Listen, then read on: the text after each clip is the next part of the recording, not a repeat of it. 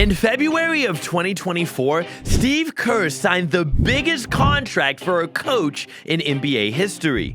The man who has won 4 NBA championships, an Olympic gold medal, a Coach of the Year award, and is one of the best NBA coaches of all time. That's your shooting totals? Kerr is going nuts. Oh, he just slammed down. Not to mention, he was the mind behind the biggest offensive revolution in NBA history.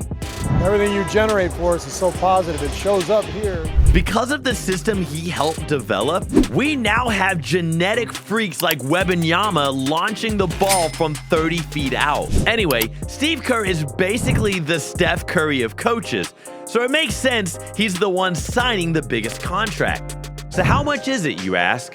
Well, drum roll please.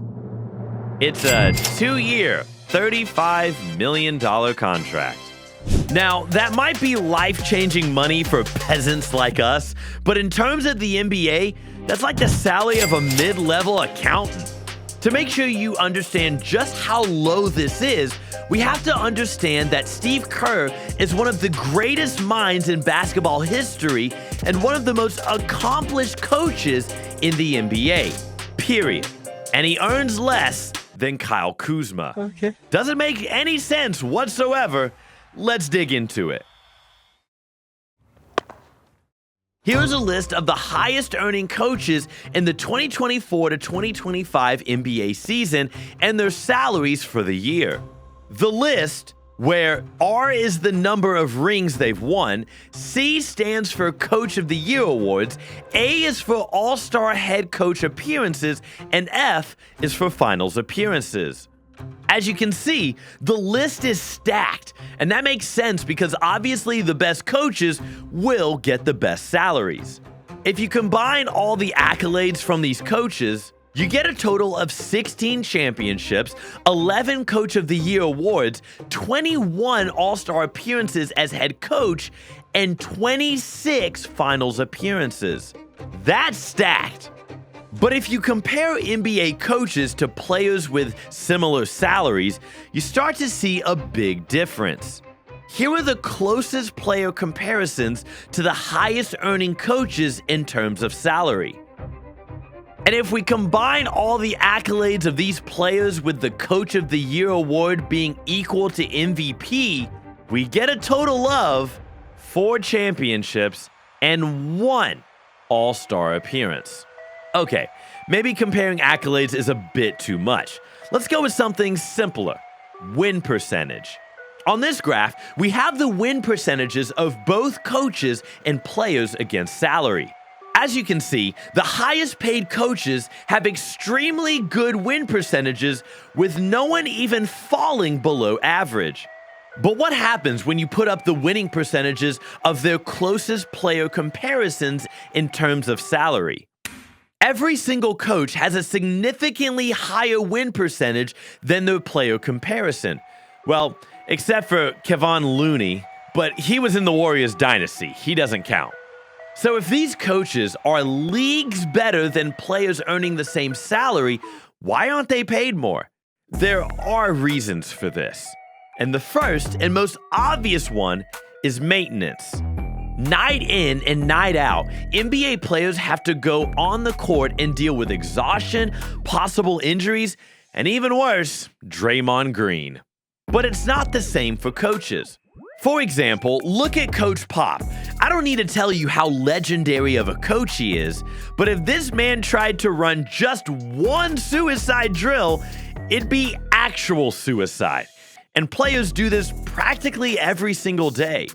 NBA players' bodies take way more beatings in just 1 week than a coach's body in an entire year.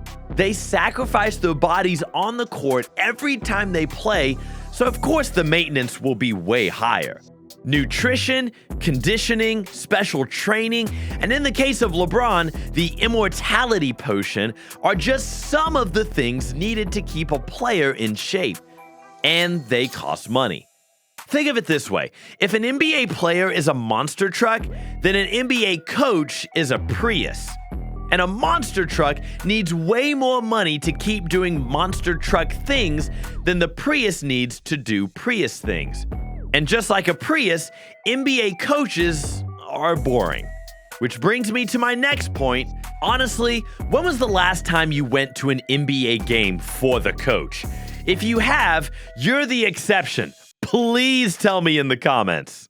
It's the players who provide most of the entertainment, and that brings most of the fans. No fan goes to the game for the sole purpose of seeing some insane clipboard action from Doc Rivers. No.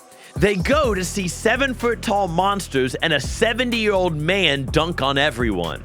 But the players bring in the most money, so it's only fair that they get paid more of that money. Because the NBA makes money in primarily 3 ways: merchandising, television rights, and ticket sales. Let's say all NBA coaches stopped coaching for 1 season. These 3 revenue streams would barely be affected. But if you stop all the superstars from playing, ticket sales would drop lower than Embiid's reputation. And there's a reason for this. Good coaches are extremely valuable to organizations. There's a reason why Eric Spoelstra and Steve Kerr have been coaching the same teams for over a decade. But those are exceptions rather than the norm. Generally, NBA coaches are just not that valuable. Not just to the organization, but to their own teams. To give you an example, Ja Morant was caught in 2 massive scandals and today is still playing for the Grizzlies. Former Celtics coach Ime Udoka led the Celtics to the 1st seed in the East and the NBA Finals, but he still got the boot immediately after a scandal was discovered. Last season, Monty Williams signed the biggest contract ever for a coach. A 6-year, $78.5 million contract from the Detroit Pistons. But after they finished with the 13th worst record in NBA history, Coach Monty was shown the door and is not even coaching this year. Another classic is Mike Budenholzer. He coached the Giannis-led Bucks for 5 years, and they were the top 3 seed in the East every year, and he helped them win a championship for the first time in 50 years. But he got booted immediately after the Bucks lost in the first round against Miami. Yet good old Joel Embiid has been giving horrible playoff performances for years now and is currently the 2nd highest paid player. You get the point. Coaches are way more expendable than players, and when you're that replaceable, it means you're not worth that much. Unlike players, where one guy can completely dominate and change the game, every coach plays an important part in making the whole system work. But back to Steve. From 2014, when Steve Kerr was hired, to 2023, the Warriors have gone 39-4 in the regular season and 14-1 in the playoffs without him on the court. So the facts are that most coaches don't have as much impact as you might imagine. And less impact equals less value, which equals less money. And now that you know why coaches get paid so little compared to players, it's time for the golden question. Should they get a raise? The average annual salary for an NBA coach in 2024 is $7 million, which is the highest among all sports associations in the US. The NFL average is $6.6 million. NHL coaches around $2.5 to $3 million. MLB, $250,000 to $2.5 million. And the lowest paid NBA coach this season is guaranteed to make over $2 million, which is still 14 times higher than the average American salary. So after hearing all this, do they even deserve a raise? Well, right now, there's really no justifiable reason for NBA coaches to be paid more than they already are, other than the team can afford it. But hey, most NBA players make enough money to last generations, yet contracts just keep getting bigger and bigger. So if the teams think the coaches are valuable enough to be paid more, by all means, go for it. Except for Doc Rivers. Send that man to the G League.